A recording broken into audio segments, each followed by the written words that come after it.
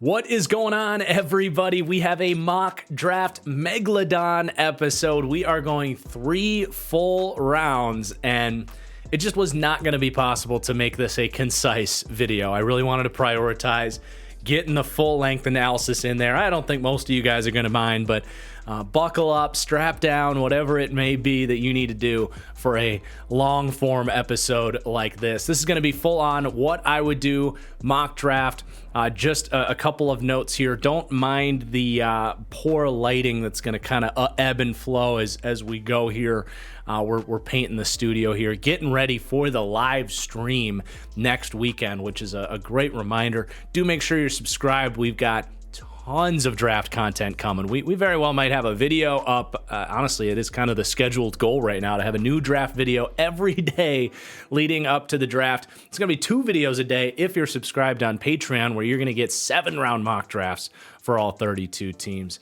So just make sure you're subscribed, dialed in, as excited for the draft as I am. And at the end of the day, just make sure you hit that like button. Really, really appreciate it. Really helps me out. Oh, and I should also add, because this is so long, I'm going to throw this on a little bit later today onto the Fully Inflated Football podcast. In case you didn't know, I have a podcast there. Go check it out. So this one is going to make it onto the audio-only version of the podcast with a mailbag there as well. So let's go, baby. Let's get into it. Some of these early picks we've covered a lot. I might spend a little bit less time breaking these down. I'm sticking with QB1, Carolina Panthers, Bryce Young. Now, I do need to talk about this. This is going to be full on what I would do, but with a lot of the rumors I've seen and reports kind of swirling out there, I don't think it's out of the question that the Houston Texans might not take a quarterback here, and certainly might not take CJ Stroud if they are like me and view him as a, more of a systems type of guy where he's going to need the perfect surrounding cast. Not only is he a limited upside quarterback in a certain way, I compare him to Jared Goff with wheels. People always tend to forget about the with wheels part when I compare him to Jared Goff. I think he can be maybe the 8th best quarterback in the NFL someday. But I do think he's going to be really dependent on landing in a really nice situation. And I like a lot of the stuff the Texans have done, but let's face it, we don't know how it's all going to shape out for a team that's been the laughingstock of the NFL for the last 2 years. So to me, you've got a defensive coach coming in that has definitely a long runway here. He would not have taken that job if ownership was like, you are not going to be another one-and-done coach here. You're looking at a guy like Will Anderson on the board, could be a linchpin for that defense. Or you could trade down and really collect a significant amount of draft capital if there's a team that wants to come up. Is there a team that wants to do that? We know the Colts at number 4 are going to want a quarterback, but if you're passing on a guy here, they're going to feel pretty good about getting probably, one of their guys there at number 4. I think Detroit could be in play to come up for Anthony Richardson. We've been doing that a lot in our mock drafts. Man, I don't know. Other than Detroit, I don't know if there's going to be. Tennessee has flirted with being really interested in this. But I don't know if I want to move all the way down to 11 and send him interdivision with Tennessee. So honestly, I'm just going to stay put and take Will Anderson for the Houston Texans here. And don't be terribly surprised if this is the route that happens on draft night. I think it's 30% likelihood that this happens, and we're going to go that route with this mock draft and kind of see how this plays out. Cardinals here at number 3 with the 3 quarterbacks available. The price of that pick has just gone down a little bit. There is going to be a difference between 2 and 3, especially when you're looking at teams like Detroit, Las Vegas, Seattle potentially interested in moving up. So it does shift the value proposition a little bit. And with the Cardinals, with Will Anderson gone, it's not an ideal situation. It really is not. I 100% want to move down more than I would for Arizona. I would even take a little bit less to do that. So if I've got Detroit and Las Vegas on the phone, I'm going to do this. And God, I know Lions fans are so sick of Anthony Richardson, but I'm just going to stick to my guns here, you guys. I mean, when are the Lions going to have a chance to get a guy with this type of upside again? I hear you, Lions fans. You've got a championship window because the NFC sucks. But as soon as the NFC gets good again, that's gone when Jared Goff is your quarterback. It really is. And even then, are you going to get past the Eagles, the Niners, all the AFC teams to actually win a Super Bowl this year with Jared Goff? That's a huge risk. You are much better off putting a guy like Anthony Richardson with his tools in the building to develop, where it's not going to matter that the division sucks, right? And it's not going to matter that you have this great team around him. He can be that elite quarterback someday that can elevate the team and compete with the Patrick Mahomes and the Josh Allens of the world. If the price isn't that steep, I'm making this move for Detroit. I don't even think you have to give up the 18th pick. If I'm Arizona, I'm doing this for 6, 48, and a 4 next year for the 3rd pick. So let's make this trade and come up for Anthony Richardson. Lions fans, it is hilarious how big the split is here, but I'm telling you, man, I know you're high on Jared Goff right now because of how he ended the year, but that team knows the limitations of a Jared Goff. So there's the move. Indy is up at 4, and they have a decision to make between Levis and Stroud. I am going to go with Stroud. I actually think these two guys are fairly close as prospects, but Stroud is going to get the nod there from a just kind of baseline perspective. I do struggle seeing Stroud fully failing in the NFL, and they need that surefire starter.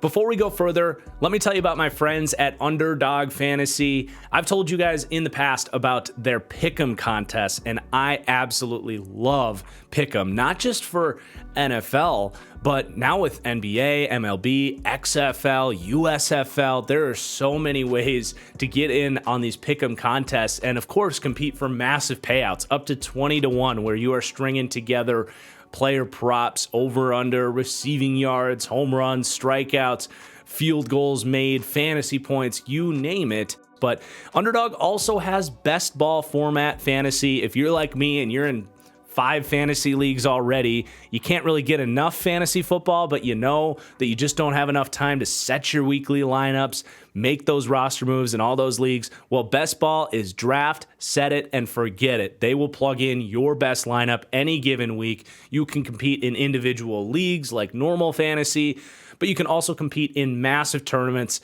with millions and millions of dollars of payouts. That is Underdog Fantasy, 2 ways to really improve and spice up your enjoyment of sports in general.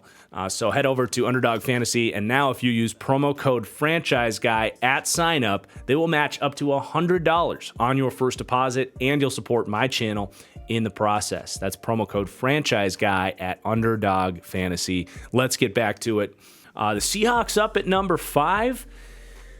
You're looking at probably either Jalen Carter or Tyree Wilson here.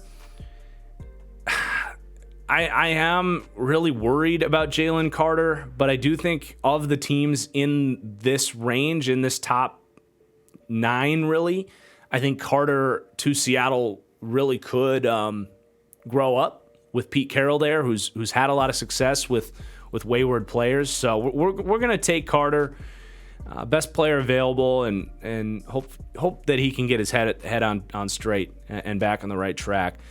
All right, the Raiders up at 7. Really tough decision to make here. And I'm going to talk through my thought process on this one.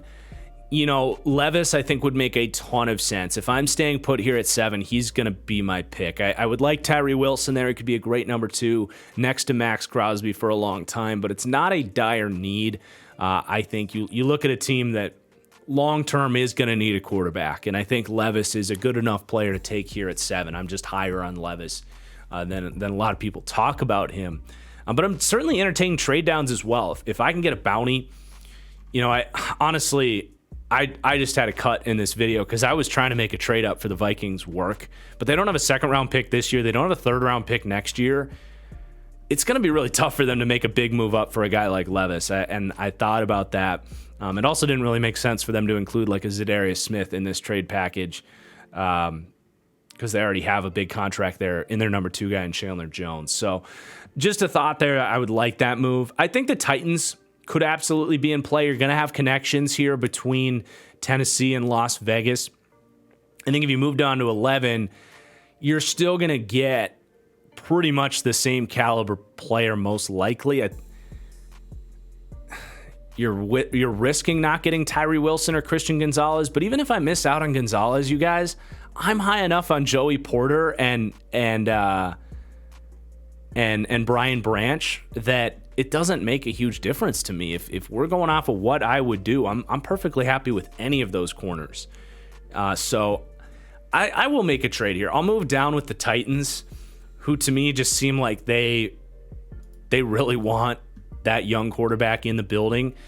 You're going to have to give up probably pick 41 to do this, because it is for a quarterback.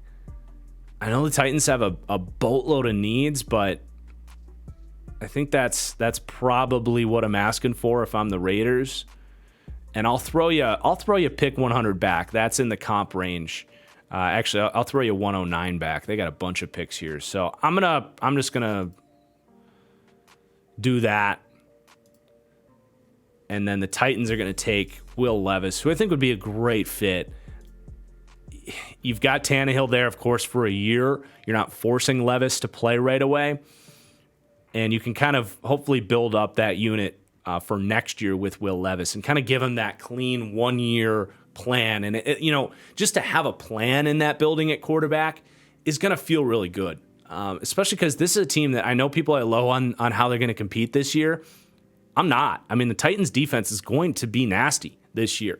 Look what Vrabel has done with teams that have been beaten and bruised and broken. This Titans team is not going to be picking top 5 to 10 next year. I like this move for them. Okay, the Falcons up at 8. I think Tyree Wilson there, sitting there, you got to just improve that pass rush. That unit needs someone like him. That's pretty self-explanatory. I am going to go with Paris Johnson to the Chicago Bears with the 9th pick. The scheme fit with the wide zone blocking, the need, the value, one of the better players in this draft, in my opinion. Then we got the Eagles up at number 10. And for me, with Paris Johnson gone, I'm going to take Christian Gonzalez. I still like the idea of Bijan here. I really do, you guys. I've talked about that in the past, but just because Eagles fans, you guys are right. Howie is not taking Bijan at 10. That is just not in his DNA. Even if I believe that would be a good move, if there's a pick that's like they would never do this, I would prefer to stay away from that for this mock draft. So I'm going to take Gonzalez here at pick 10.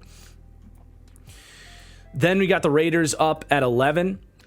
And obviously you're bummed that Wilson and Gonzalez just went. But just like I explained, Banks to me is right butting up next to Christian Gonzalez. I have a 6.80 grade on Gonzalez. I have a 6.75 grade on Banks. Extremely tight, both true first-round talents. I am more than happy to take Banks, who is a great zone corner. He's a great man corner. I'm in love with this player. I have no issue taking him at 11 for the Las Vegas Raiders. Then you got the Texans up at pick 12.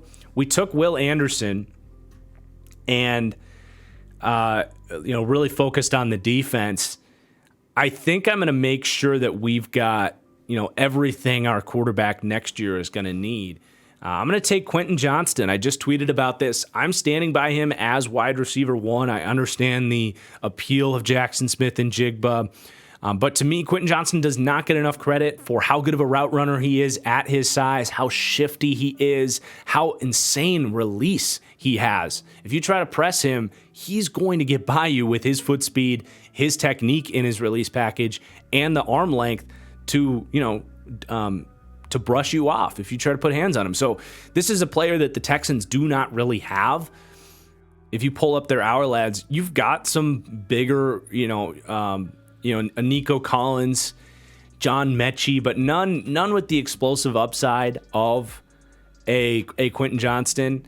You got Robert Woods who's going to play in the slot. You got Amari Rodgers. You can find slot receivers later. You can't find a Quentin Johnston later. So maybe I am just higher on him at this point. Not with Renner. This is Mike Renner's board. He's got him 10th. I really think this is a good pick. So we're going to go Quentin Johnston at 12. All right, Jets are up at 13. And, I really do think that keep an eye out for a draft day trade potential between these two. If there's a player there at 13 that Green Bay wants, I could see a pick swap involved in a draft day trade. I don't know if that would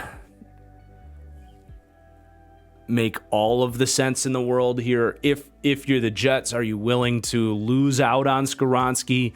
But it's not all about what the Jets are willing to do. You got to make this trade happen at some point, right? I think I'll stay away from that for now. I do need to make the Aaron Rodgers trade, though, just so we know what picks these guys end up having.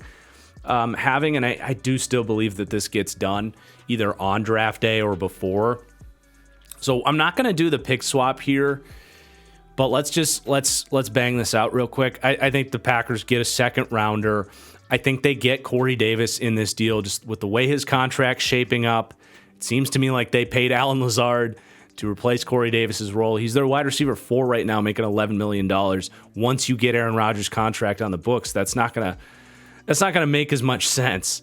And then I think there's a conditional pick involved here. I think, let's break it down. What I would negotiate for would be, a third round pick next year if Aaron Rodgers retires, a second round pick if you make the AFC Championship this year or he plays next year. So we'll plug that in. And then I would actually say a 2025 first round pick if you go to the AFC Championship next year and Aaron Rodgers plays. But we'll make it basically 2 seconds. Corey Davis for Aaron Rodgers, not pick 15. And let's make that happen. I'm just going to force it through because it doesn't really get players with this simulator. But that's done. But for the Jets, I'm going to stay put. Take Skoronski. I've described him as liquid mercury several times now, just filling into whatever need they end up having on that offensive line. I foresee one opening, whether it's right tackle or guard or center. I think Skoronski can really play anywhere. Okay, New England up at 14. You're obviously bummed that Skoronski's gone. Let me sell you on Lucas Van Ness here if you're the Patriots. Now, you could certainly take Joey Porter. I would understand that. But I genuinely believe the New England Patriots would have a top 4 pass rush in the NFL if they took Lucas Van Ness. And I know you have Dietrich Wise there. I get it. Dietrich Wise, though, 6'5", 275. This is your upgrade to Dietrich Wise. You also have to factor in Matt Judon's age. He's not getting any younger. So as you look long-term, this is long-term stability. But Lucas Van Ness, in year 1, playing that 4-eye role. And you can do this opposite of Dietrich Wise. You can do it replacing Dietrich Wise. Van Ness will play. I've described how big of an impact a guy like Van Ness will be for crashes and stunts in the NFL, pass rush games, where you're crashing one guy, looping another. With Van Ness as the crasher and Josh Uche as the looper for Bill Belichick, who I think was second in the NFL in stunts ran last year, with Christian Barmore out there, with Judon out there, with Dietrich Wise a part of the mix, I genuinely believe the Patriots could have an elite pass rush in the NFL. And it would give them, the Patriots have lacked elite anything for a long time. And I think this would give them a truly elite pass rush. So I don't know if I sold Patriots fans on that or not. The name Lucas Van Ness, he feels like a New England Patriot. I'm growing more and more fond of this fit. For Green Bay, with Jackson Smith and Jigba, I got to take them there. Fill out your wide receiver group. I understand there's a lot of intrigue in Romeo Doubs by Packers fans. We just got Corey Davis. But to me, Dobbs, let's face it, would be a wide receiver 4 on pretty much any team in the league. The reason you're optimistic about Romeo Doubs is because you have to be. Here, he takes that pressure off of Dobbs. He can be a long-term replacement to Corey Davis, who I think is going to be on the last year of his deal. You don't know if you're going to repay him or not. So you're not giving up on Dobbs.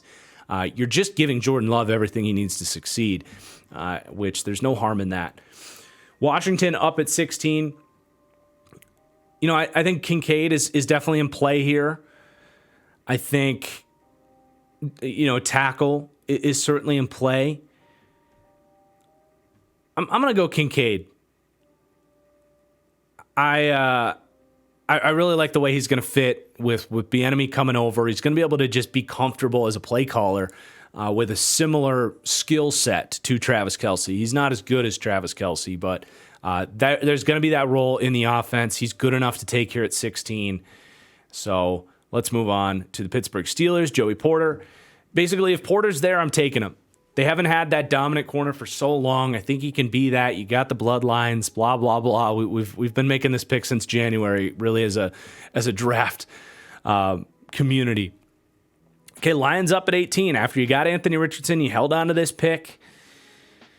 I really like the idea of Kalijah Kancey there. I think Brian Branch there could really work. I think Nolan Smith there could work. This is why it's okay to move up, because you can still get a dominant impact defensive player here at 18.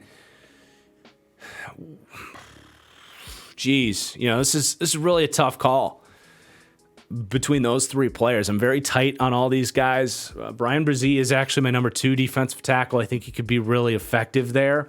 Kancey would be more of that potential impact. You know, the thing with Kancey is you're going to know right away if he's going to be a dominant player, because it's all about those length and size thresholds. It's not about the film or his technique or anything.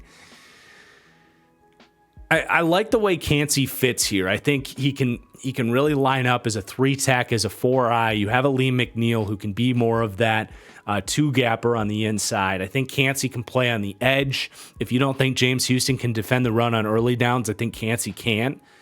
I really like the way he fits in there, and it's a risky draft for Detroit, but if those 2 picks hit, my Lord. Also, you know, it is worth noting that you've got Brad Holmes there, who had Aaron Donald on the staff. He's probably going to view an undersized defensive tackle out of Pittsburgh as a guy that could probably play for his defense. So I like that spot for Kancey. Tampa Bay at 19. You've got all 4 corners off the board. The tackles, I do think Broderick Jones could be in play here at 19.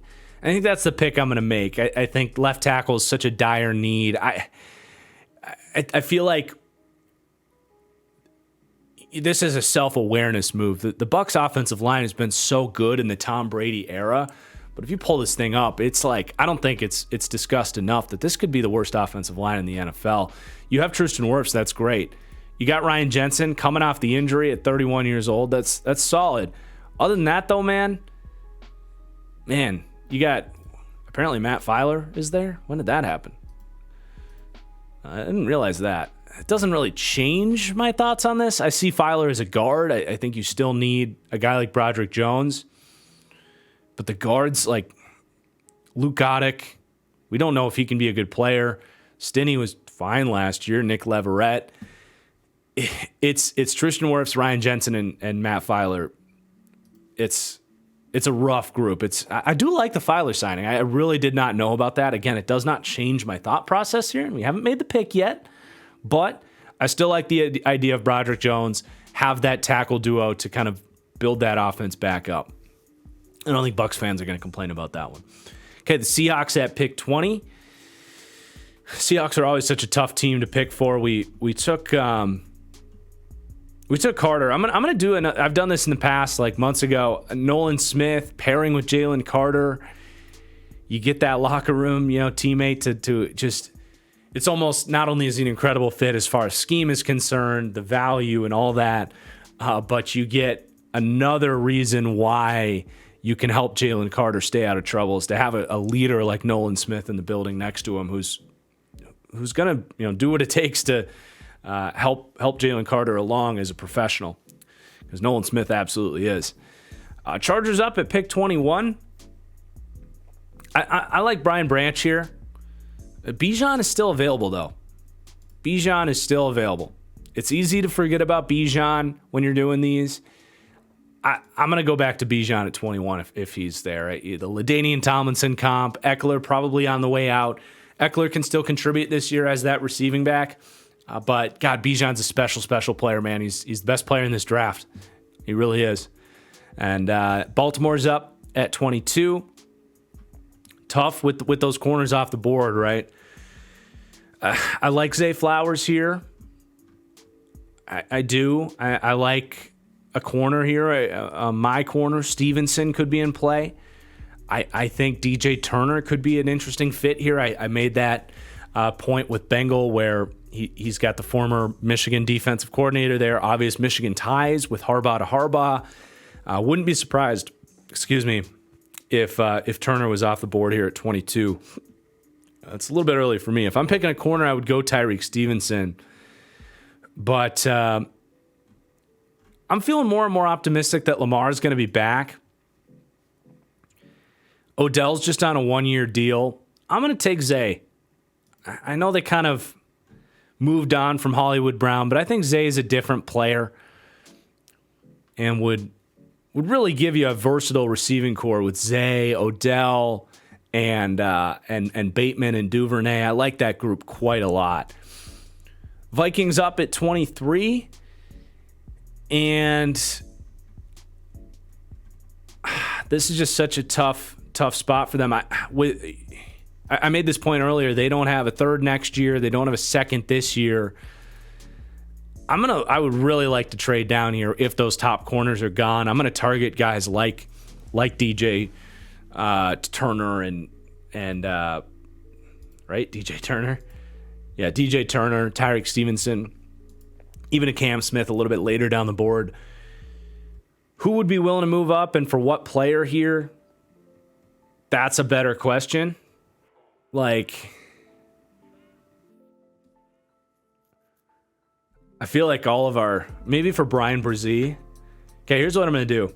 Pittsburgh Steelers, who have 2 second-round picks, right? Yeah, I'm going to move up with the 32nd pick with the Pittsburgh Steelers. Take a player that I love in Pittsburgh. 3 technique is such a big need. You just got Joey Porter. If this opportunity presents itself, I got to take advantage. So you're getting extra. We're going to get a third and a second next year to move up from 32 to 23. That second might be a little bit rich. I'm going to defer to the pick chart here as far as what the right value is here. So 760 for 590.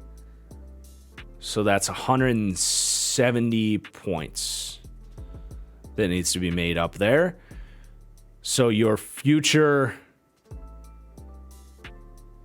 that was way too much what I put together on the table there.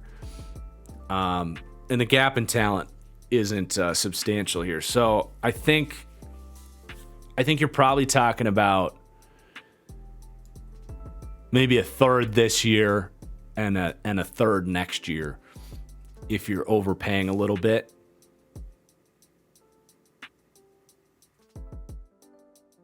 Yeah, let's do it. Let's do 2/3, pick 32 for 23. Trade not accepted. What if we do a fourth and a second next year? Still not. Is it because it might be because it's too much, honestly. Because that was way over the trade value chart. I think this is a good trade for Minnesota. You don't have a third next year. You don't have a second next year. This is a good third round pick there. And you're going to end up taking a guy at 32 that I would take anyway at 23. I'm willing to do this. They moved down last year. Wouldn't be surprised if they do this. There you go. So, Brian Brzee off the board. He could be a monster there in Pittsburgh. Could be your next Cam Hayward, really. Very similar size profile to Cam Hayward. Jags, Brian Branch, you know what it is, Jags fans. Perfect landing spot if he's there. Giants at pick 25. Giants are another team I struggle with. But I'm gonna go with my dude, the pick I keep making for you guys, John Michael Schmitz. Renner's a little bit lower on him. I got a first to a second round grade on him. I think he's a plug-in, day one starter, quality player. They've been linked to John Michael Schmitz. That O-line is sneaky bad on the interior for the Giants. I like the tackle duo, but beyond that, you got Glowinski, who you paid. Center and left guard are issues. So Michael Schmitz could do either of those things. Then we got the Cowboys up at pick 26. Boy, Darnell Wright is still available. That's pretty good value. I do like Mazzy for the Cowboys. I'm kind of obsessed with that pick from how big of an impact he's going to make for a team that is so desperate to try and win this year. You're picking like long-term planning with Darnell Wright versus fill out the roster need right now. Typically, I lean towards the best player available and go with the Darnell Wright. But I really believe in what this defense would be with Mazzy Smith there. So we're gonna take him. Buffalo at pick 27. I get the excitement with Darnell Wright, but my number 4 tackle in this draft is DeJuan Jones. I'm really high on him, you guys, and I get it. It's different than consensus. It's different what you typically hear out there. I really think the length, the size, I think he's going to be somewhere between what we thought Mekhi Becton was going to be as the 10th pick in the draft and what Orlando Brown has been. I think he's going to be a top 10 right tackle in the NFL, and God, Buffalo needs that. I think he's got room to improve, but is going to be a good impact player as well. With the Bengals up at 28, I'm going to take Darnell Wright. Whether he's playing guard or right tackle, I want to make sure Burrow's got all of the help he needs. I don't think there's value there at like corner to go that route. I think you could consider edge, but I think this fills enough of a need with the best player available on the board in Darnell Wright. And you're keeping him off of the Kansas City Chiefs, which has hidden value for the Bengals. It really does. With the Saints up at 29, if Miles Murphy's there, I just don't see them passing on him. It fills their type and the need. Eagles up at pick 30. We took Christian Gonzalez earlier, and I really think they would like to go offensive line here. I don't know if Harrison is totally their type. They might think about like an Osiris Torrance. Honestly, just get the right guard. I think he fits what they want to do really well. I like Torrance a lot. Let's take Torrance here at 30 for the Eagles. I haven't made that pick before, but with the way the board fell, I think that really makes sense. Okay, Kansas City at pick 31. I think this would probably be Anton Harrison. Will McDonald is just not their kind of guy. It's a little bit early for me for Felix. BJ Ojulari could be a good pick there, but we're gonna take on Anton Harrison here at the end of the first round. All right, round 2, you guys. Minnesota is up, and this is why it's so smart for them to move down. This is where I'm going to take Tyreek Stevenson, who honestly, if I couldn't find a trade partner at 23, that's where I would have gone. And sorry that I'm kind of looking off to the side this whole time and not at the camera, but it is what it is. Watch my top 10 cornerbacks video. I love Tyreek Stevenson. He's my number 5 corner. I've got a first to a second round grade on him. So this is a fantastic move for the Vikings. It really is. Texans up at pick 33. You know, I love the flexibility that we've bought ourselves now. We've gone defense, we've gone offense, can really go in any direction. I think Will McDonald would be a sweet fit there. I think BJ Ajal, like I'm thinking defense here. You know what I'm going to do? Because of the kind of time that we have here to build this defense out, I'm going to get a full-size linebacker here for D'Amico Ryans. They valued the crap out of those linebackers in San Francisco. Fred Warner, Dre Greenlaw, Sanders now next to what you could potentially have in Christian, can't think of his full name off the top of my head, but the guy from Bama they took last year. Sanders, spoiler alert, my linebackers video is coming out here in a couple days, but Drew Sanders is my LB1 just from upside perspective. It's got to be the right fit. I think this is it. I really like the way we're filling out the needs on this roster this year for Houston. What we're doing at quarterback, we'll find out. Maybe Carson Wentz is going to be our starter this year, which honestly, I don't hate that. Okay, Arizona at pick 34. We went corner early. It's got to be an edge here. I think Will Anderson fits what they could be there. Will McDonald. Obviously, Will Anderson be sweet. Will McDonald, physically speaking, is, I compare him to Harold Landry a little bit, but they had, obviously, Hassan Reddick in Philadelphia. They need that pass rush help. Am I taking him or I guess BJ Ojulari is still there as well, who I am actually higher on Ojulari than I am McDonald. But I think I like the fit. I mean, they're neck and neck. No, who am I kidding? I like Ojulari more than I like Will McDonald. I just think he's more polished. And I think you have a better chance of not missing on that pick with Ojulari as you do with Will McDonald. Tough call. But we'll stick with my board there. Indianapolis at 35. Michael Mayer still available, by the way.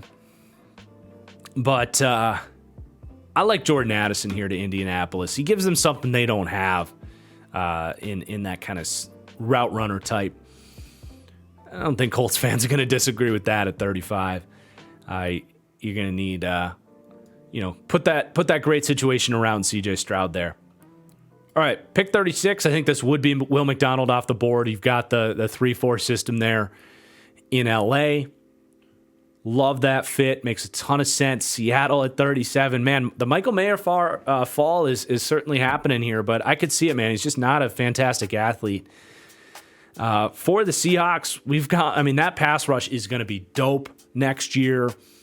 Offensively, I don't mind taking a center here. Who do the Seahawks have in the interior right now? Let's take a second look. They signed Evan Brown. You got Damian Lewis, Phil Haynes. This is a good spot to take interior offensive line. I don't hate taking Joe Tippmann here. I really don't. I've got a second to a third round grade on Tippmann. Are there any trade down? Like, would someone want to come up for Michael Mayer here? I mean, hell, I would move up with Green Bay. Absolutely, to get Michael Mayer. You're moving down 5 spots. It makes it a little bit easier to take a guy like Tippmann if he's there. Let's do it. Let's make a move. I don't like how we're sitting here with Seattle at 37. Let's move up with Green Bay. I'm not getting one of those. I mean, you are. You're going to get 42, and Green Bay's not giving up a ton to make this move. We'll get 149.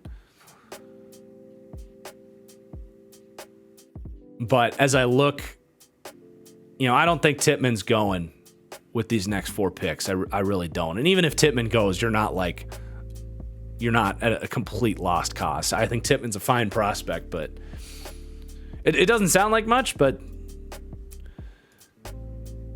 it's an extra pick. All right. Green Bay is going to take Michael Mayer. and honestly, that may have been, what did it end up being? 159. It said trade accepted. Maybe you get a 4th instead of the 5th there. But we're not drafting that far anyway. It wouldn't be a ton to make that move. I will walk that back and say I think you're getting a 4th there, not a 5th. But the simulator accepted it, so I'm not crazy for that. Okay, Raiders at pick 38. We took a corner earlier. It doesn't mean you can't take another one. I think Bergeron could be in play here. A linebacker like Dion Henley or even Jack Campbell could be in play here. Felix. Oh, dude, we're gonna take Adetomiwa Adebawore here. I just love the way he would fill in. He could play 3-tech. He could play a little edge, buy some time for Chandler Jones. They need to go best player available. I think that's who that is at this point. Honestly, kind of easy to forget about Adebawore and his upside. Panthers up at pick 39. Now the Panthers brought in Vic Fangio, did they not? Just sorry. I think I know where I'm. Keeping Josh Downs in Carolina would be sweet, but he is a little bit redundant with what they have in Chenault. Not that. Although, Chenault's not a true slot. So I'm thinking about Josh Downs. I like the way the O-line sits. Another interesting one would be Darnell Washington here. Because Hurts just is not a good blocker. They're going to have a good run game. I was also thinking a little bit about the defense with another corner. Because CJ Henderson just is not good. Dante Jackson, I don't know how much of a long-term plan is. I think the value here is at corner. Forbes could certainly play that system.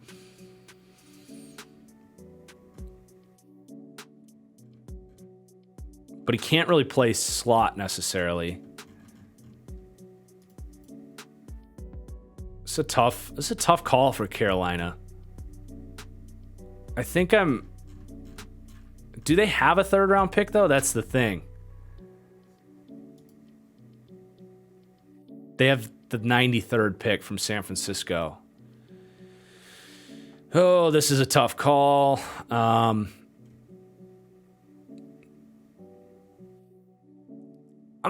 Cam Smith, I think, might be the better fit there.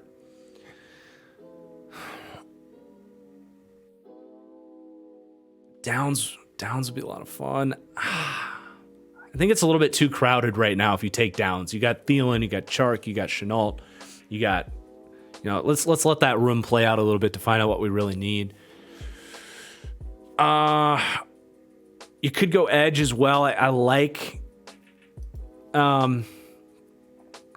Luvu. Is he a true slot? Not. Is he a true edge? Not really. Boy, it's almost like there's no great pick here, but you can't really go wrong either way. If I go off my edge board, Felix is my highest graded edge left. I'm going to stay home, though. I'm going to take Cam Smith. I think he could potentially play in the slot. You could move Jackson into the slot as well. But yeah, we're gonna stay home and take Cam Smith there. Tough call there. There's going to be tough calls in the mid-rounds. Okay, the Saints are up. We took Murphy earlier. I think what I'm going to do here is take Keanu Benton. That D-line is just such a disaster. I like replenishing it here. My comp for Keanu Benton is actually David Onyemata. So there you go. Really just makes sense. Raiders up at pick 41. Man, getting another corner here is honestly not the worst idea because that corner room is tough. You have Nate Hobbs. They signed Duke Shelley. They signed David Long. I liked what Tyler Hall showed last year. So actually, I think you're okay there. Safety definitely could be in play here. Edge could absolutely be in play. Interior D-line could be in play. O-line could be in play. This team just has so many needs. You know what I'm going to do? This is a trade-up situation that I've discussed in the past is Miami coming up for Bergeron because the fall off at tackle is so brutal that I think you can get the Dolphins to overpay a little bit here for this pick. You have those New England connections. Oh, what am I talking about? Miami's not a New England team anymore. No connections there, but doesn't change what I said about this trade making sense. Honestly, I think you're looking at like a pick swap situation here. I think you can get a second next year with how desperate the Dolphins are going to be to fill out that tackle situation. I'm just going to force this along. I think it's tough because the Dolphins don't have a 3rd round pick to make a part of this trade, right? So it gets a little bit more complicated, but you're still getting a 4th round pick back, and you're filling out a dramatic need here. And I cannot stress enough how big the fall off at tackle is after Matthew Bergeron. I've watched all these guys. I'm not going to say they all suck, but a lot of them suck. And the ones that don't suck aren't long-term starters. Bergeron is a really nice athlete. He's going to be excellent in the run game. I don't think he's terrible in pass protection. He's just got to work on his hands. So I love the idea of Miami coming up and filling in that need. Seattle at 42. We already decided what we wanted to do here. We want Tippmann. So we get the guy we were going to take anyway. And by the way, it's not Avila. For me, I actually am a little bit lower on Avila. I have Tippmann a bit higher. But I also think Tippmann, with his athleticism, that is a team that can run more of that wide zone stuff that they have shown that they like to do. So I think you get a little bit more flexibility there with Joe Tippmann. And I just think he's a better player than Avila. I'm not quite as high on Avila as a lot of people, even though Avila is my next best available interior player. Jets at 43. It's so nice that they still have this pick. I think a guy like Hyatt, I've made this pick before, could be a missing piece for that offense. They don't have a true deep threat. I know people said, I've made this pick in the past, and people were like, they don't, they have Mecole Hardman. Mecole Hardman has never been able to be a good deep threat. He's good on like crossers, but as far as actually lining up on the outside and winning vertically, he has not been that guy. Now, I'm just really souring on Hyatt. It's still a little bit early to go that route, but given that they're win now and how much sense that could make, I could still get behind it. I actually look at that defense at safety. You know what, you guys? I'm gonna make a little bit of a fun surprise trade here. If Budda Baker's got to be gone, let's go all in with the Jets, man. I don't know if they can fully make this happen contractually, but with Corey Davis's contract off the books, I think they might be able to sneak it in. This defense with Budda Baker back there, holy shit. For the Cardinals, you get the 43rd pick. You get a 4th round pick next year. Actually, no, we're going to actually push this into 2025 because that compensatory pick that we gave up for Rodgers, we don't really know how that's going to slot in. So this is going to have to be, I think the 4th was not reserved, but I want that to, you still have all your picks though, because this 2nd round pick is still floating here. It can't be any of these. Actually, it can't be a 3 next year. It can be a 4 next year. That's fine. All right, that's fun, man. And for the Cardinals, Emmanuel Forbes, dude, like, he's a great fit. I've talked about, please check out my cornerback video. I pleaded to the people saying that Emmanuel Forbes has to go to a Fangio system. That's what you've got here. You got Witherspoon. You guys, look at this corner room. It is so bad. You have Marco Wilson, Antonio Hamilton, Christian Matthew, Rashad Fulton, Josh Thomas. They absolutely need multiple starters. This is, if you have to give up Budda Baker, replacing him with another player in the secondary, it's not the worst thing in the world. Okay, Atlanta. And they even have, like, they have a guy in, oh, maybe he's gone. Never mind. I was thinking of that other Alabama safety that they had. I thought could maybe plug in there, but yeah, we're gonna take Emmanuel Forbes there. Would really fit that system well with all the zone they're gonna run. All right, Atlanta up. We took Tyree Wilson earlier. Man, Josh Downs in that offense would be a ton of fun. They don't really have that like gadget piece that could really fit into that offense well. It's all just a bunch of big dudes. I think it could work. Now, defensively, we got an edge. Corner could absolutely be in play here. Are there corners we're thinking about at this point? I think DJ Turner could certainly fit, but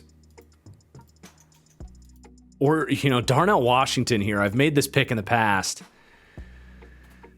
You keeping him in Georgia with him, Pitts. I know they traded for Jonnu, but it was a 7th round pick for Jonnu Smith.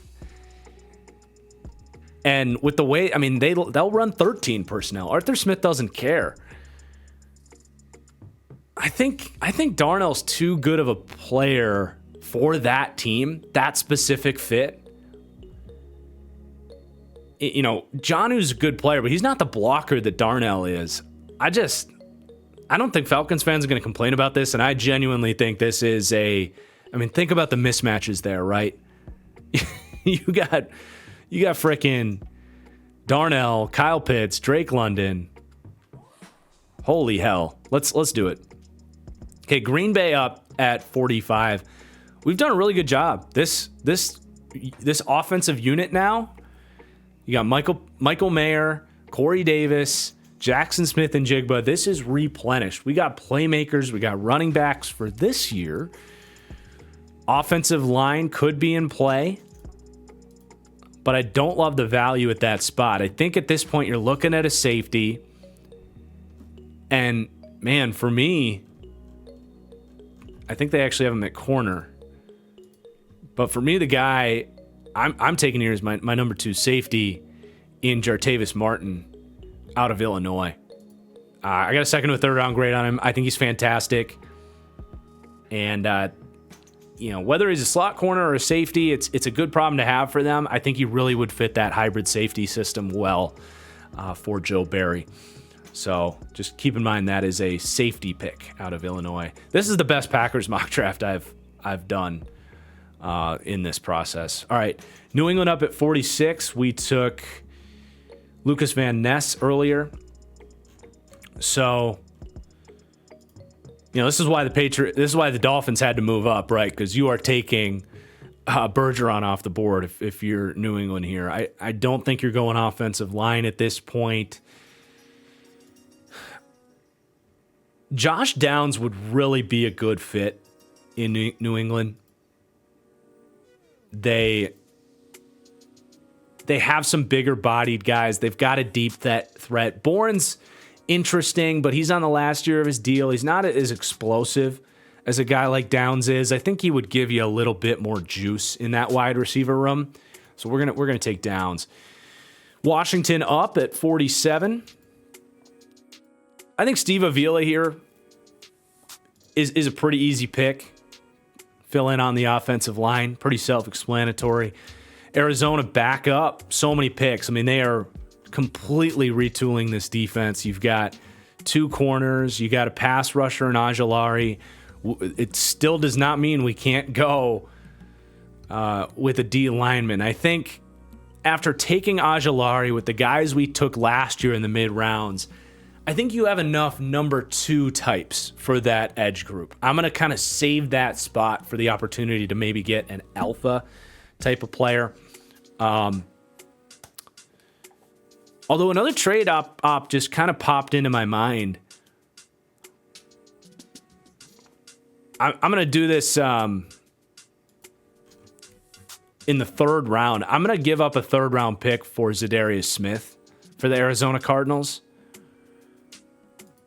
Do they have a 3rd round pick? Yeah, it'll be 66. Let's just do this right now for the Vikes. I really think Zadarius is going to have to be the odd man out. Daniil Hunter wants a new contract. They brought in. Do they not? They don't have. That's interesting. They don't have Davenport listed here. Did that contract never get signed or something? That's weird. Unless I'm just not seeing him at linebacker. Anyway, I think Za'Darius is the odd man out here. I really do. And I think early third-round pick is a pretty damn good return for a player that you don't have a whole lot of leverage and wants a new contract. The Cardinals can definitely afford to give him that. So there's your kind of number one. Really like what we're doing for the Cardinals here. So the Vikings are going to be picking at the top of the third, but the Cardinals stay put here.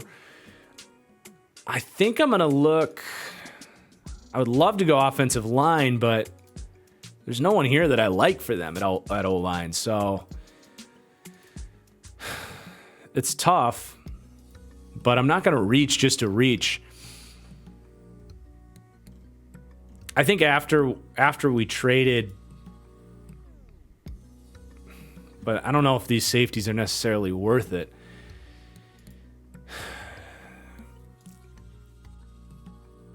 Wide receiver, are you trading DeAndre Hopkins?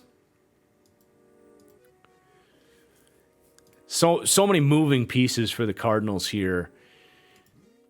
You know, I don't hate Michael Wilson for them. It gives them something they don't really...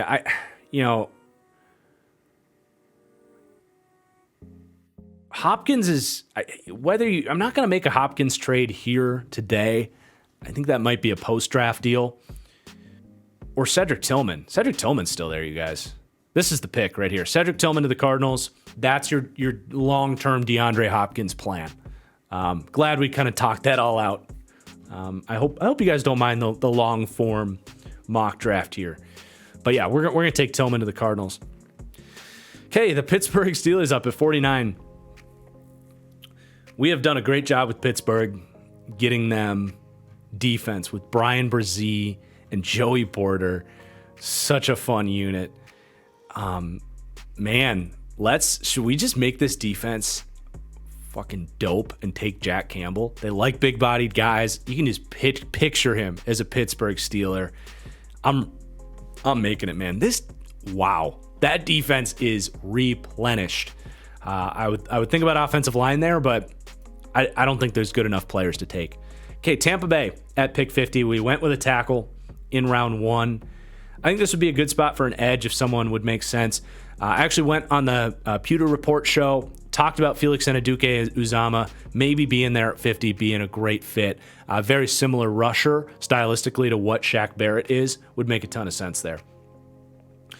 Las Vegas Raiders up at pick 51. They have the freedom to go best player available.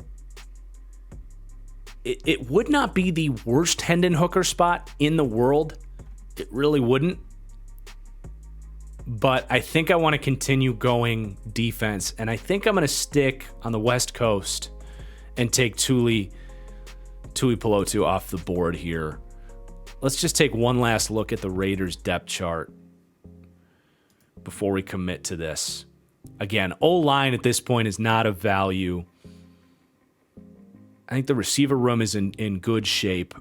You could take Michael Wilson to be groomed behind Devontae Adams. It's really not the worst idea, but I don't think we need to do that right here. Safety could be in play, but I think it's early. Yeah, I think Tuli Pelotu is in play, and you can get him involved as that stand-up edge rusher, as a rush linebacker is something I've talked about before. So Tuli Pelotu to the Raiders. Seahawks up. At this point, we got to take Julius Brents. The size, the profile, this is what they value. They usually don't even take corner this early, but with how good of a fit Brents is for them, that's got to be the pick for me. All right, Bears at 53. I'm just really bummed with how the board's fallen defensively because, that D-line is so bad, but who are you taking out of this group? Maybe Derek Hall is still there. I forget that, I forget Renner's lower on him, but I like Derek Hall here. I think this is good value.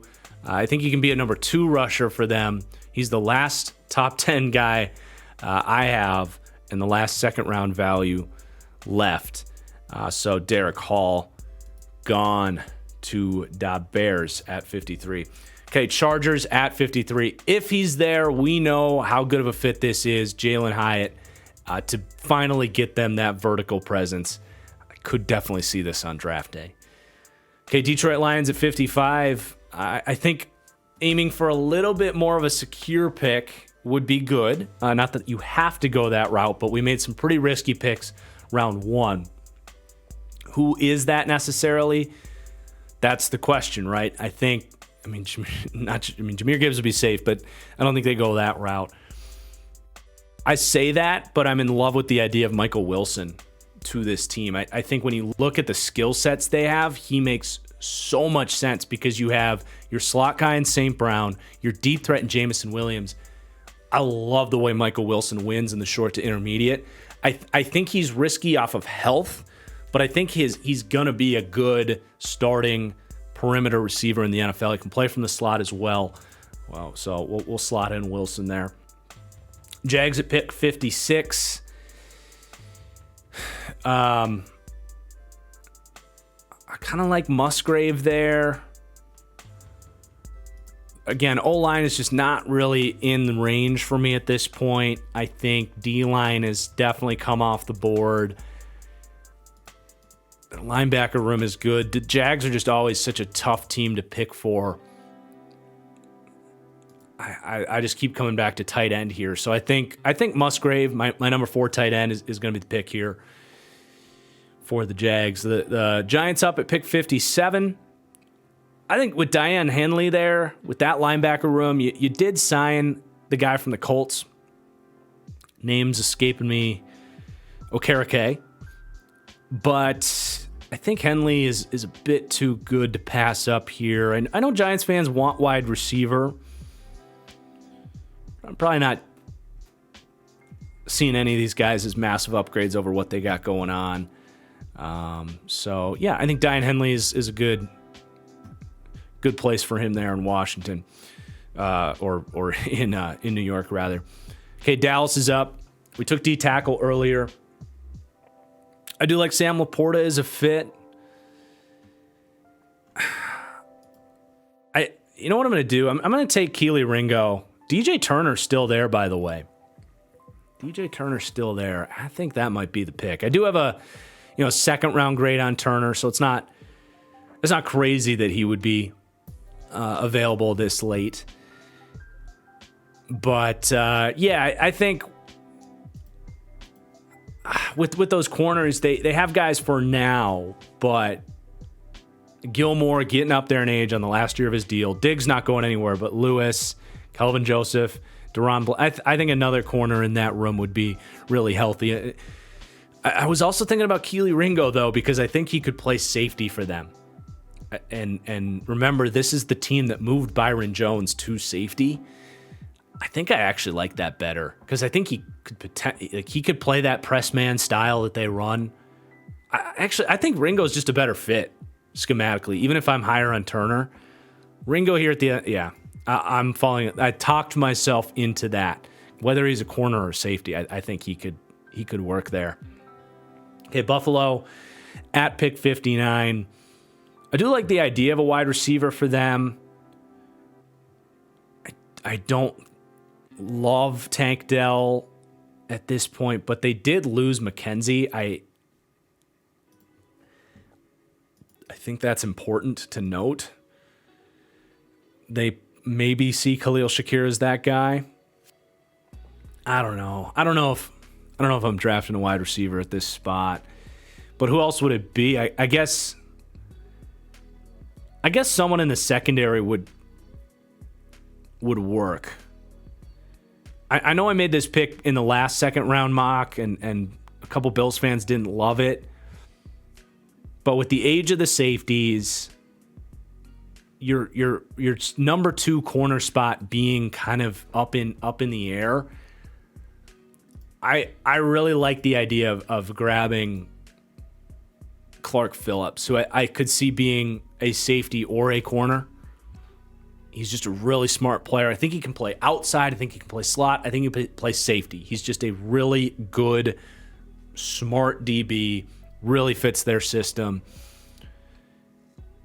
And I know it doesn't feel like a huge need, but that is about best player available. And And I'm not taking a tackle there for Buffalo. Well, we already took a tackle. None of these receivers to me are game changers. I think in the third round, you're looking at comparable talent that you're not at corner. Okay, Cincinnati up. We took an offensive lineman earlier. I think Laporta would make a ton of sense here. Jahmyr Gibbs would make a lot of sense here. Still available. The Joe Mixon situation seems like it's kind of running its course. I think Gibbs can contribute either way right away. You're kind of stealing a great player there for Cincinnati at pick 60. Chicago is back up, and I like the way Laporta fits. They did sign Tunyon. Don't need a safety. DJ Turner could be a good fit there because they have two pieces in the secondary. I kind of like Turner because, yeah, we're going to take DJ Turner because you can slide Gordon then into the nickel where I think he's going to be much better long-term. I've always felt that way about Kyler Gordon. So, yeah, DJ Turner is going to come off the board here. All right, Eagles are up. Pick 62. So we know they love themselves some offensive line, defensive line players. Keion White does creep into my mind. He was invited to the draft, but dude, Renner has Keion White down here at like in the 180s, I think. And I agree with him. Like, I do not believe in Keion White. I can't believe he got invited to the draft. I think he could be sitting around here on day 2 of the draft, but obviously the Packers are going to take him at pick 15, and I'm going to lose my mind on stream. So I don't think he's that good of a player. Like, if I'm taking a developmental interior, or if I'm taking a developmental pass rusher, give me like Zach Pickens or Gervin Dexter instead. And I actually don't hate Gervin Dexter here. So we haven't taken a pass rusher for Philly yet. And I think in such a deep class on both interior and edge, I think at some point they would want to take someone. You know, I think Foskey is a good player. I don't see him ever being a great player. Zach Harrison could be that kind of developmental mold. Yaya Diaby could be that kind of developmental mold. You don't have to take those guys here, though. I think I'm actually going to make a bit of a surprise pick. I'm going to take Gervin Dexter. I think this is a situation where they could really coach him up and get the most out of Gervin Dexter. He's got the most upside out of any of these guys. So it's definitely a risk, but his upside is fantastic. Kansas City Chiefs at pick 63. Did we get them an edge? No, we took Anton Harrison. I know they would want to go edge here, but I just don't know if the talent is there. I think wide receiver might be the play here for them. Just looking at my own board here, I think Jaden Reed. He's my best wide receiver available. Provides kind of the vertical ability in that offense, can play in the slot. I think, oh no, we only did 2 rounds. Okay, crap. I'm going to have to plug this whole thing back in. 3 hours later. All right, you guys are going to have to work with me here.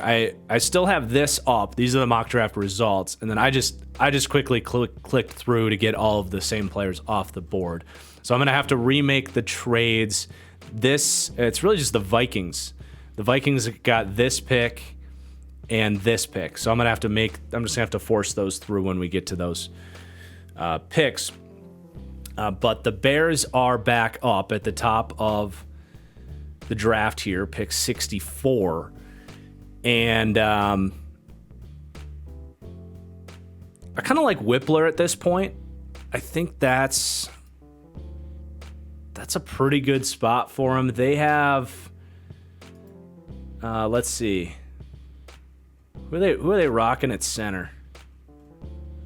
Why can't I find the Bears? There they are.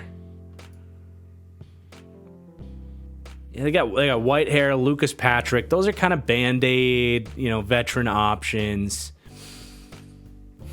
I do like that. I think running back could be in play. Wide receiver, Bears fans love to point out that both Chase Claypool and Darnell Mooney are in the last year of their deal. I think defensively, we could go with a D tackle, who we haven't taken one yet. So if we're going D tackle here, it'd probably be a nose tackle in Siaki Ika. That could work. He could be there, role wise. He can do what the big boy in Indianapolis. We're an hour and 20 minutes into this thing at this point, but Colts fans know who I'm talking about. The big nose tackle there. God, that's driving me crazy, but I'm not going to think of it.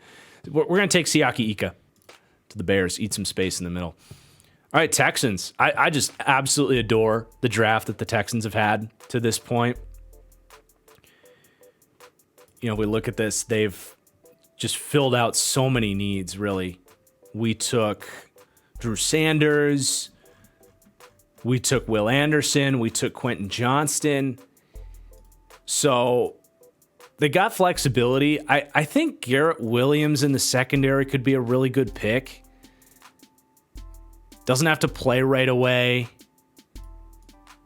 He's the best kind of secondary piece available. Yeah, I like the pick. We're gonna take Garrett Williams. Okay, so this pick I need to kind of force trade it to the Vikings. This was the Zadarius Smith trade that was lost when I idiotically only did. So at 66, at this point, I think Hendon Hooker makes sense for the Vikings. If he's good, you have an out for Kirk Cousins and a cheap contract to kind of, the way I would treat this is, okay, we got cheaper, hopefully can get someone that could potentially be as good as Kirk Cousins. We got cheaper, and you don't have to give him a contract extension when he turns 30, right? You can let him play out this contract and let him go. You can do what Washington did with Kirk Cousins.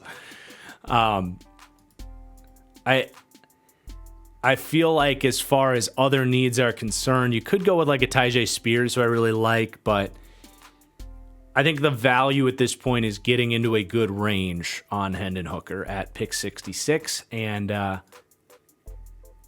you were going to lose Zadarius anyway, so let's basically get a free shot at the quarterback thing. Pick 67, the Denver Broncos get to make their first pick.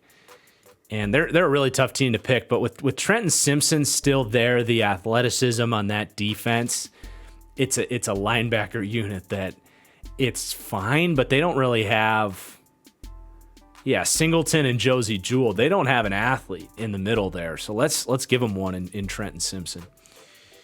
And then they're back up at pick 68, back-to-back picks.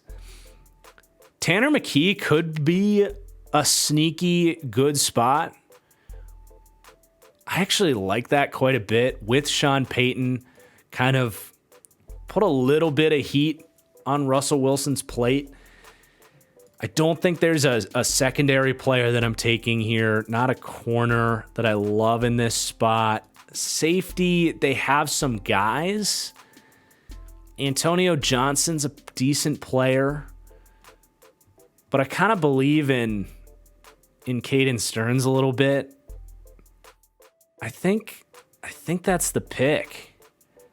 Unless you're going edge, which I like their edge group with what it is. Baron Browning, Nick Bonito, Randy Gregory, interior D-line. There's too many guys have come off the board at this point. Wide receiver could be in play. But I think they're in a good position here to take Tanner McKee and just kind of see what happens.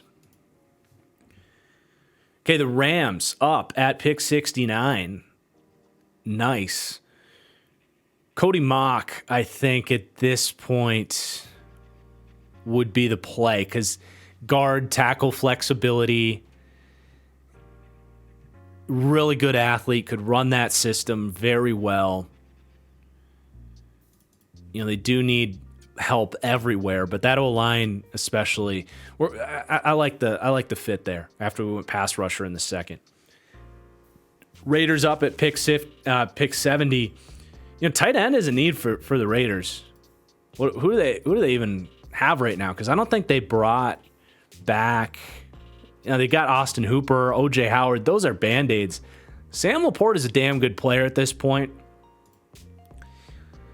In the third round. Okay, the Saints at pick 71. They do like their hybrid backers, and they lost.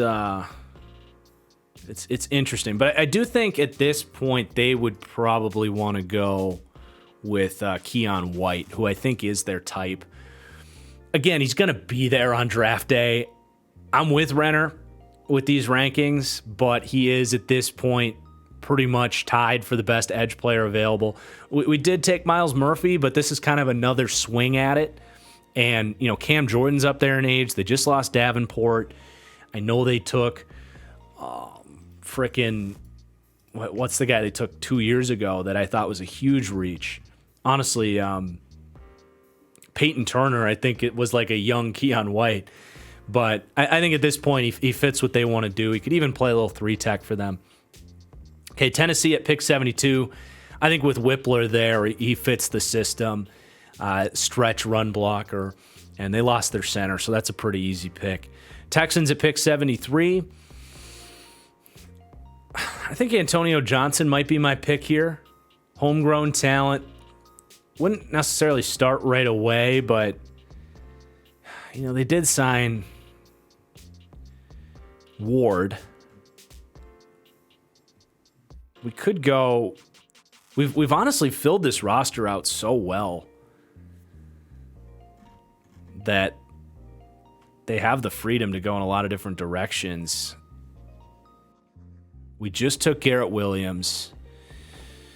This gets tough, man. This gets really tough. I think Kraft would allow them to go 12 personnel a little bit more. They did sign Dalton Schultz, but it was just a one-year deal. You could take a Tyjae Spears to kind of have like a 1-2 punch maybe. As much as I love the Florida back, I don't know if they view him as a guy that can stay healthy long term. Spears is he's definitely the highest rated player left on my overall board. And I think that makes sense. He's excellent in the receiving game. Him and Pierce is going to be a really nice duo. And they also are going to a Shanahan system, and Spears is a great fit for that. Sometimes if they really want to go wide zone, I don't know if Pierce is an incredible fit for that system. Okay, the Browns are up, and interior D-line was addressed, but still in need. Pickens, Byron Young could be options here. Tough team to draft for because they just don't have a whole lot of needs. They've really filled out their wide receiver room in a good way. I think I'm going to go D-line. And you could go edge or interior. Foskey at this point, I think is probably okay. I've got Foskey as edge 12 as a third round grade, so he would make sense. He wouldn't be a superstar for them, but they need some help there at that group. Okay, the Falcons are up, and I think I know my pick here, you guys. I think it's Devon Achane. You look at the way Arthur Smith runs his offense, he would love to have the speed of Achane as a gadget guy, jet sweeps. He'd be a great complement to Tyler Algier. Okay, Patriots are up. This is where you're probably starting to think about a tackle for them. It's just such a rough group. I think they would like a guy like Tyler Steen out of Alabama. If I'm going off of my own board, Wanya Morris would be the next best available player, so we'll go that route. Rams at pick 77. Do they try this again? They just took, in the second round a couple years ago, Tutu Atwell. It hasn't really worked out for them. But Tank Dell is like what Tutu Atwell was, what they hoped he would be. I don't hate it. Linebacker's a really rough room for them. They took Ernest Jones in the third round a couple years ago. Secondary room is pretty tough as well. I like Quentin Lake. But are you counting on him? Probably not. This corner room is a complete disaster after they traded Jalen Ramsey. You know, I like Jalen Jones, actually. He's not a player that people have talked about. That's the beauty of going deep like this. He's my next best available corner. It's good to see that Renner likes him as well. I think he could fit that. They've shown that they don't necessarily need speed with how they run their defense, and I think he would start day one for them. Okay, Green Bay at pick 78. With a guy like Antonio Johnson still sitting there, he's tempting. I don't love the scheme fit. Sidney Brown is still available. You could look to the edge with a guy like Nick Herbig.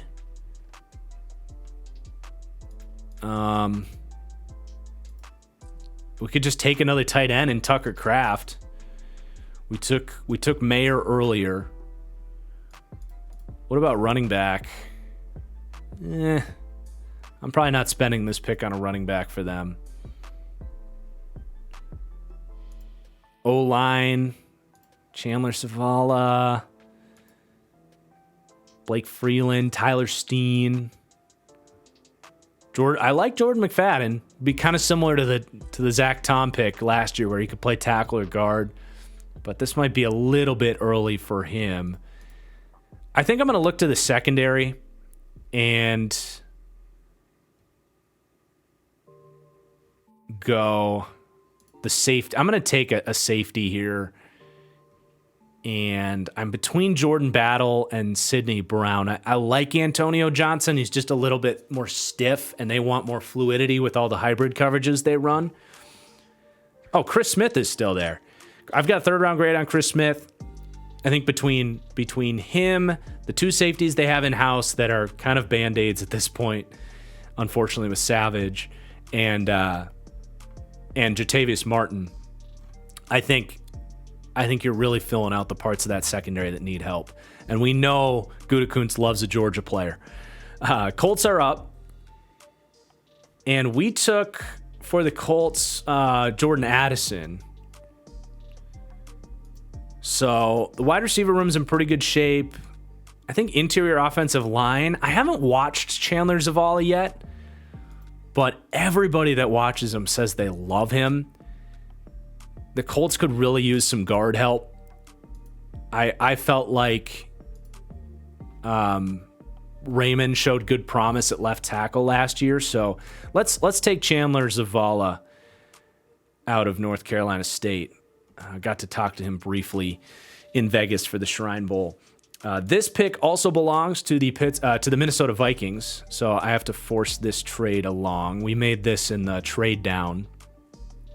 So for Minnesota, I think Antonio Johnson would really be a good fit for Flores' defense. I know they drafted a safety last year, but Harrison Smith's not getting any younger.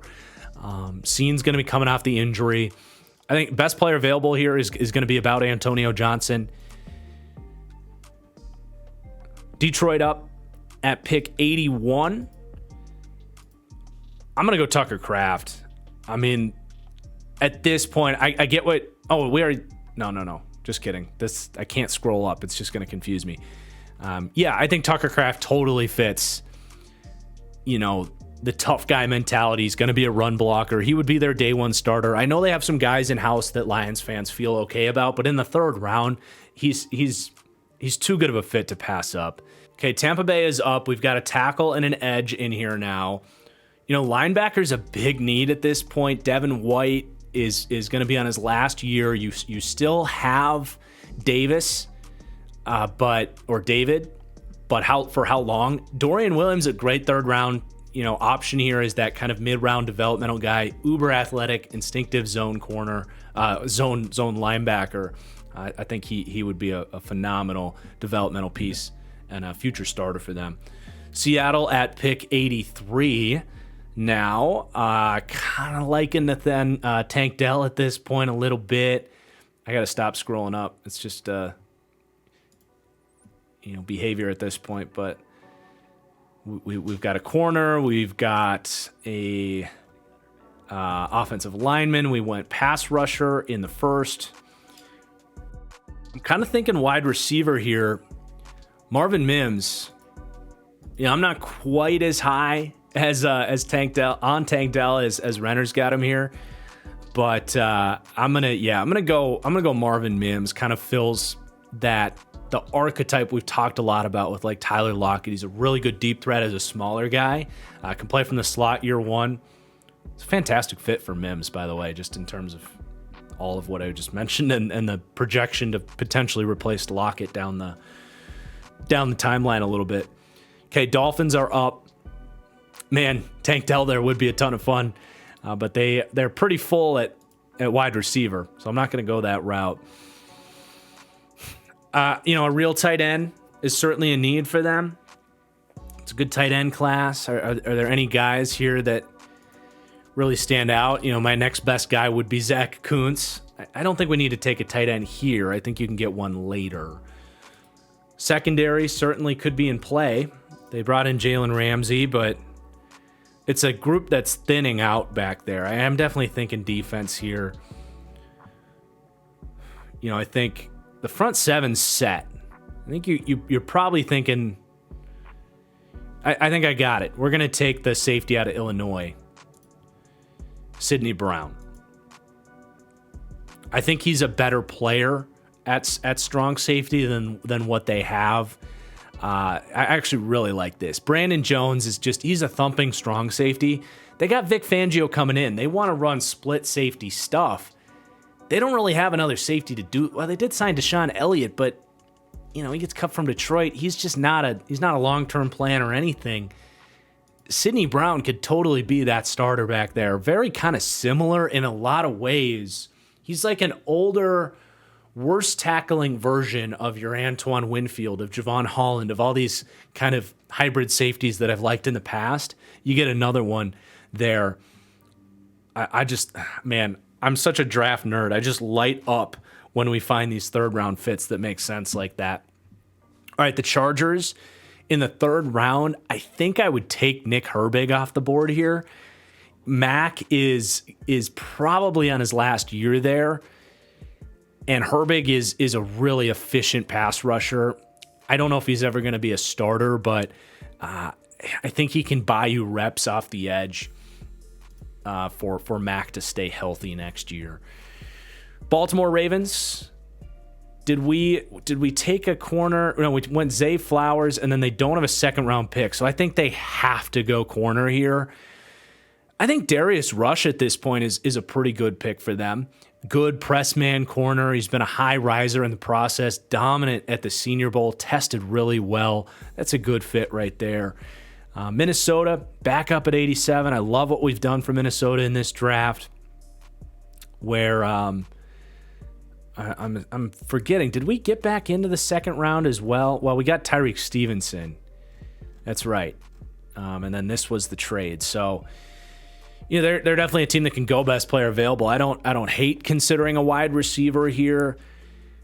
Could Justin Jefferson be a mentor, LSU to LSU, to a guy like Keyshawn Boutte? This is the range where I start to at least consider him.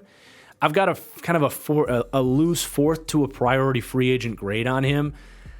He would be the highest upside receiver left at this point. You also could think about the success they had with a guy like Raheem Jarrett, who's probably pretty far down the board here. Really athletic, former 5-star out of Maryland. Think about what they did taking Stephon Diggs late.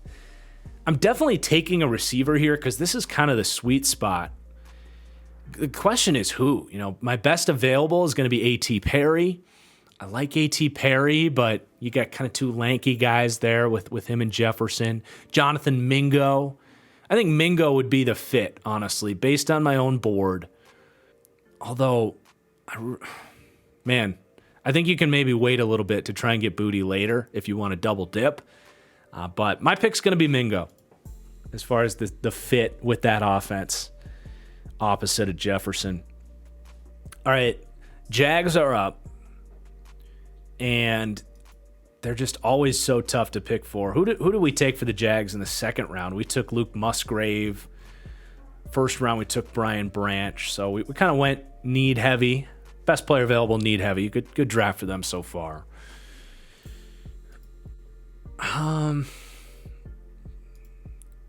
Yeah, tough call. I mean, do you want a complimentary piece to Travis Etienne at the running back position? Just get a really good football player in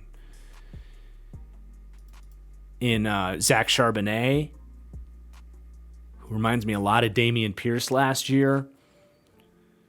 You could go O-line. Could think about it. I don't think you're getting any starters at this point, but you could go with a developmental O-lineman. Kind of the depth is certainly a concern there. That's probably the smart pick. Secondary is something to look at. All right, let's look at secondary first. We took Brian Branch, but even another corner, a guy like Riley Moss at this point, Eli Hicks, Jacorian Bennett. Those are going to be your range. There's a developmental player that's kind of under the radar in Carrington Valentine, who tested pretty well down the board there. I think we can wait there at corner. So let's look at O-line. I like Tyler Steen. Freeland, I'm kind of souring on, honestly. I know he tested super well. Andrew Voorhees is a really good football player. You know what? Screw it. The Jags have no needs. Andrew Voorhees can start at guard in 2024, but he's coming off an injury in the pre-draft process. But he was a second to a third round guy for me before the injury. I really value interior offensive line like that. There's just not a lot of players that I'm like ecstatic about. That's a pick that I would get excited about. I mean, maybe you can wait, but I'm not going to. I'm gonna take him off the board here. Maybe it's early, but I really like Voorhees. I really do. Okay, Giants are up at 89.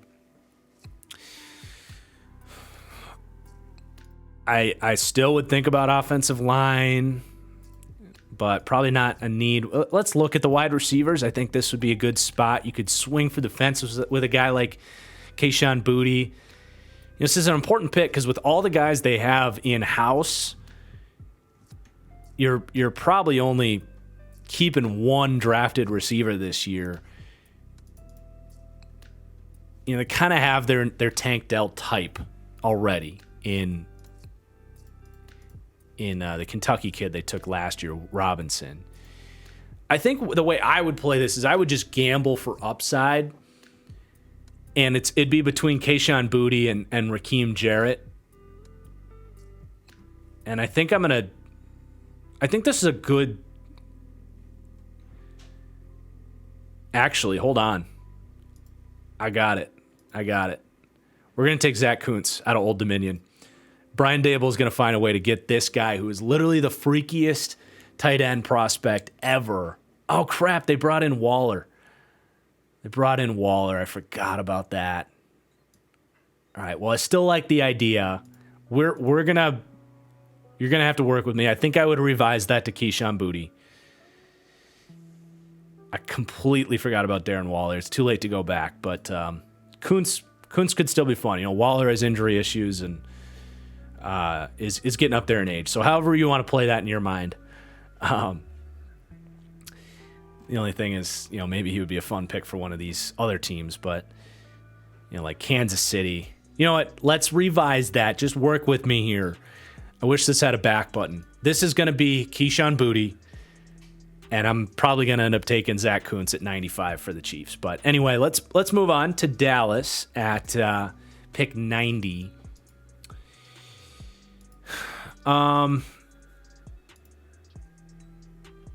Dallas is just so hard, man. I think it can really go in any direction. We already added one player in the secondary, but it wouldn't hurt to continue adding depth there. All right, I know where I'm going to go here.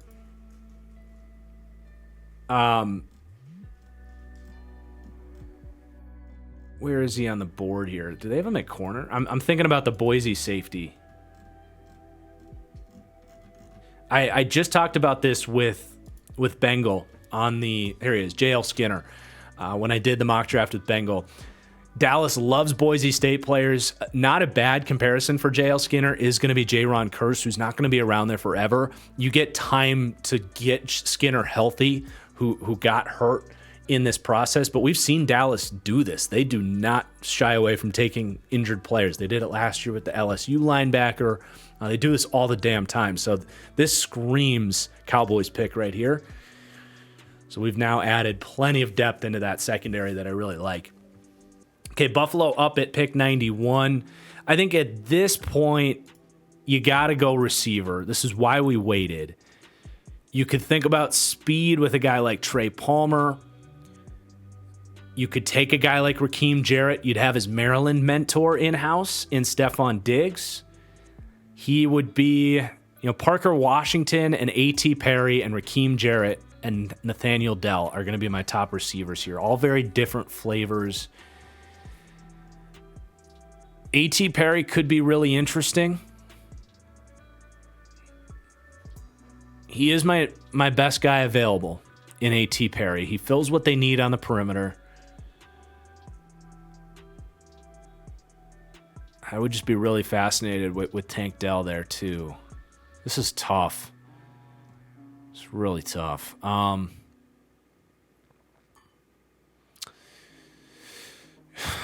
You know what? My gut is telling me Rakeem Jarrett. He brings speed. You still have Gabe Davis. I know he was disappointing last year. I don't know if A.T. Perry is going to come in and beat Gabe Davis out. I don't see that happening. But what I could see is Rakeem Jarrett getting involved in year one, being a deep threat, them being creative to get him involved. The fact that he's there with Stephon Diggs is really fun because there's a lot of parallels between Diggs coming out and Jarrett coming out of Maryland.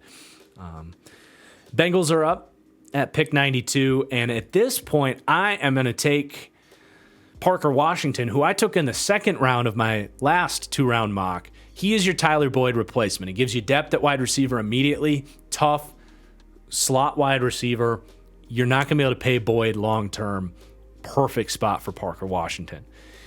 Carolina up at pick 93. I think Tank Dell, because we didn't end up taking a receiver with them in the second, correct? Yeah, we took Cam Smith. This is where I really think we see a run on wide receivers. So I'm thinking about A.T. Perry here. I'm thinking about Tank Dell, Rashee Rice. I think I'm going to swing for Dell here. Slot guy, separator type, brings a little bit something different than the different, you got Thielen, kind of that bigger bodied slot. You got your outside guys in Marshall and DJ Chark. You have Laviska Shenault, who's kind of your gadget manufactured touch guy. I think Nathaniel Dell can be a good kind of separator, both inside and out. Fill out that wide receiver group a little bit. All right, Eagles up. Third round, I'm kind of thinking running back for them. DeWayne McBride. I've compared Chase Brown to Miles Sanders. You got Israel Abanikanda in that offense would be so electric. Abanikanda would probably be the pick here. McBride and Charbonnet rank higher for me, but from a stylistic and upside perspective, I think you put the speed in there because he's going to be able to work in space and provide a really nice explosive aspect there. I mean, Charbonnet is just a better player, but... Or maybe Dwayne McBride is kind of the healthy medium between Charbonnet and Abanikanda. I kind of like that, actually. I'm kind of talking myself into Dwayne McBride here. The question is, when's their next pick? Because I like a lot of options for them. They don't pick again until 219. I'm glad I checked. Because it's like, yeah, you could get a running back later, but not at 219, not of this caliber. So I think Dwayne McBride is the healthy medium of what I described. He can be a down-to-down player, but he is really efficient at making a guy miss and creating chunk runs as well. Okay, Kansas City Chiefs, as I said, we're going to take Zach Kuntz here as a developmental piece behind Travis Kelce. So we're going to flip this, Booty and Kuntz. Just flip those guys in your mind. Okay, the Arizona Cardinals at pick 96. Tough team to pick for. We did trade away. We need a safety after we traded away Buda Baker. And I like Jordan Battle's ceiling at this spot. I think he's just a very sound player. And in an emergency situation like this, I think he has some upside. I've got him as a 3rd to a 4th round player. But if nothing else, he's just kind of a plug-and-play starter in a group that's going to desperately need someone to play back there. All right, Washington's up.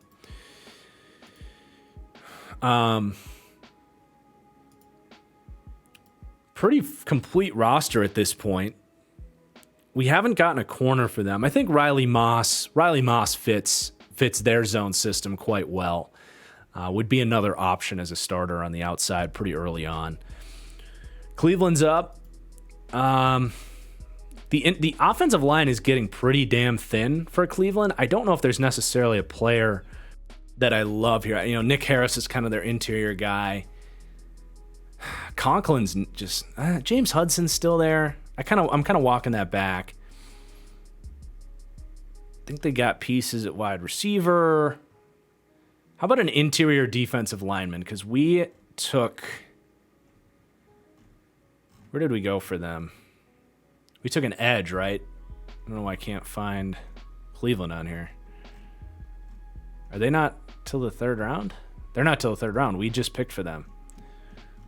Yeah, we took Foskey. So let's go an interior guy. There's going to be some decent players here. It's a deeper class. I think Byron Young could eat up a lot of snaps for them. I think Jacqueline Roy would be in play. Moro Ojamo. It's kind of what you're looking at. You're not looking at a long-term starter here. My best available player at this point would be Byron Young, so let's stick to the TFG draft board. I think he'd be long-term a really good rotational piece. He's kind of the opposite of the dart throws that they've taken with kind of those boomer bust guys. Young, I feel like we kind of know what we're getting. San Francisco up at pick 99. This is their first pick of the draft. They control the end of the 3rd round here.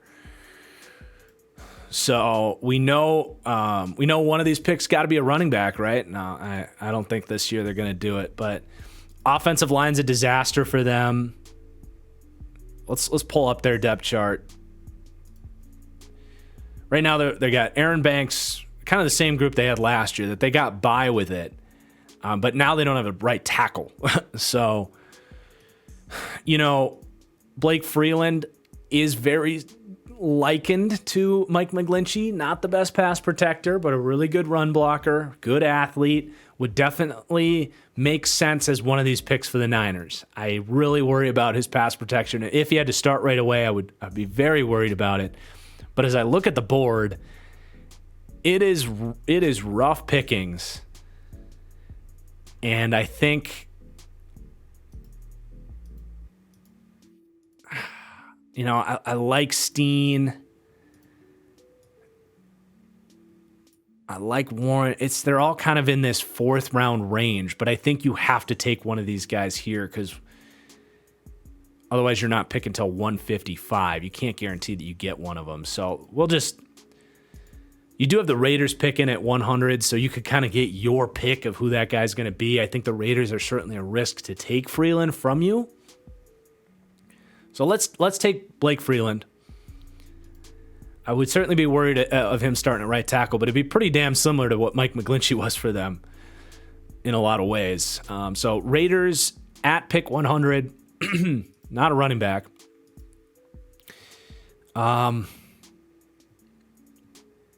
It kind of can go best player available here. I like the idea of getting a perimeter wide receiver. It's quietly a decent need for them because they let Mac Hollins go. Yeah, I mean, these guys are all Band-Aids. There's no guarantee that, like, Dorsett makes the roster, or Keelan Cole for that matter. These guys are more slot types. Devontae Adams is 30-something years old. So, like, long-term, if I could get kind of a developmental receiver to learn from Devontae Adams, I really like that. Is that Bryce Ford Wheaton? Is it Rashee Rice? Is it A.T. Perry? Trey Palmer? It's a deep group. Are there anyone else on my radar? Andre Iosivas. I think this is going to be the A.T. Perry landing spot. My number 10 wide receiver at this point in time. Okay, San Francisco. You know who I like for them? This is a shout out to Connor Rogers, who kind of made this comp. I like Yaya Diaby for them, but I do think this is a little bit rich. Again, they don't pick till 156, so you're kind of pinpointing specific needs for them here at the end of the third. Yaya Diaby is very similar, really across the board, to what Samson Ebukam was coming into the league. I think he makes a ton of sense as a replacement there. I know you have the USC kid that they drafted last year, but that edge group has been completely depleted. They lost to Menihue, they lost to Ebukam. And we know how much they like to rotate guys up front. So I think that's going to be the pick. Unless there's a corner we love. Wide receiver room is looking kind of iffy too, but they picked up Daz Newsome. I like Daz Newsome. But let's just take a quick peek at and we got back-to-back picks, so. But I want to do the Niners fans justice here because Star Thomas would be really fun with that team. Or even safety. Dude, who are they playing at safety right now? They signed Gibson, or they still have Gibson, but he's old. All right, I think I've got it. Daniel Scott, just watched him last night. Super high upside. This dude is an athletic freak. You get to keep him close to home in California. End of the third round. Could be a future starter for them and a great special teamer. And then I am going to take Yaya Diaby, I think. Unless there's a corner that's just like, I have to have this guy. It's not Trey Hodges. Star's fun, but this is a little early.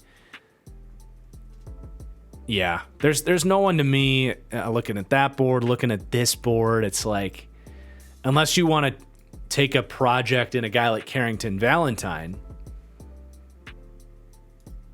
who would definitely not be a bad pick. This is really hard for the Niners because they actually have a lot of holes. Got Ambry Thomas, Diamador Lenore. I'm worried about this. Oh, they signed Isaiah Oliver. That's a good signing. All right. I think they got enough pieces back there to figure it out like they did last year. So, yeah, we're going to grab the edge player, Yaya Diaby, who I just think fits their mold really well. Okay, so the draft is complete. I will just scroll through. These are the results for the first two rounds. I'm just going to kind of slowly scroll through while I finish the outro here. This was an incredible episode. We're going to be like 2 hours long, but I think you guys are going to enjoy it. Thank you for sticking it out with me. I'm sure if you're still watching this, I'll be seeing you guys for the draft stream. Make sure you check out the Underdog Fantasy is where I was going with that. Promo code TFG. Check out my merchandise store, thatfranchisestore.com. Really fun mock draft. We got to really get into some of these day 3 players, and I hope you enjoyed. I'm going to upload this podcast format as well to the Fully Inflated Football podcast later on. So you can go subscribe to that. We'll do a little mailbag. And we're out of here. Please do hit that like button if you're still with me and you haven't yet. What are you doing? Peace out, guys.